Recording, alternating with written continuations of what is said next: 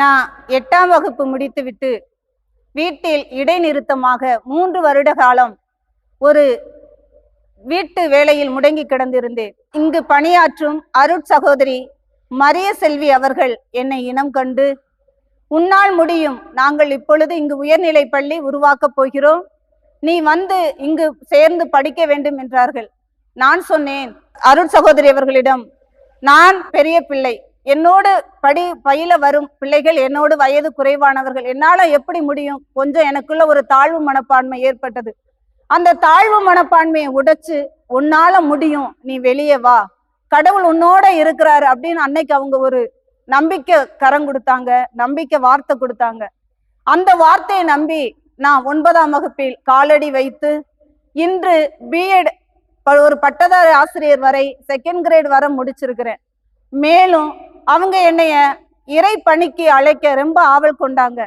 அந்த ஒரு வாய்ப்பு எனக்கு கிடைக்காவிட்டியும் அவங்க காட்டிய அந்த வழியில இன்று இறை பணிகளிலும் ஆன்மீக பணிகளிலும் கடவுளுக்கு ஒரு சிறிய கருவியாக என்னை பயன்படுத்தி இருக்கிறேன்.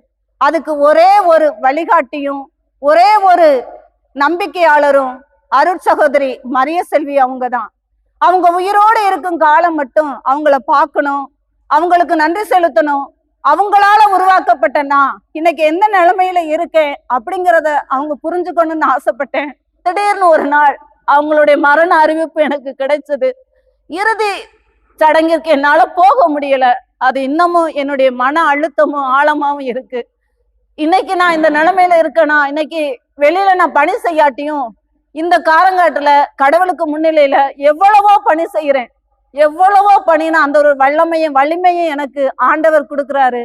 அருட்சகோதரிக்கு இந்த நேரத்துல அவங்களுடைய இறுதி சடங்குக்கு போக முடியலைங்கிற அந்த மன உறுத்தல்ல இருக்கிற எனக்கு அவங்கள்ட்ட இந்த நேரத்துல என்னுடைய மன்னிப்பையும், இந்த அளவுக்கு ஆண்டவர் என்னை உயர்த்திய கிருபைக்கு அவங்கதான் காரணம் என்பதற்கு என்னுடைய முதற்க நன்றியையும் அந்த எல்லாமல்ல கடவுளுக்கு நான் சொல்லிக்கிறேன்.